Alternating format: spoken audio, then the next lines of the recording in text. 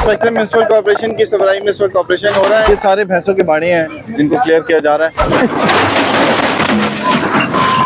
ये भी गैर कानूनी तौर पर कमरे बनाए हुए थे इन्होंने, ये सारा गैर कानूनी तौर पे बना हुआ है। अंदर वेल्डिंग कटिंग मशीनें सब कुछ लगा हुआ अंदर। ये भागे थे ताकि ऑपरेशन ना हो, लेकिन बच्चों ने इसमें अहम किरदार अदा किया है।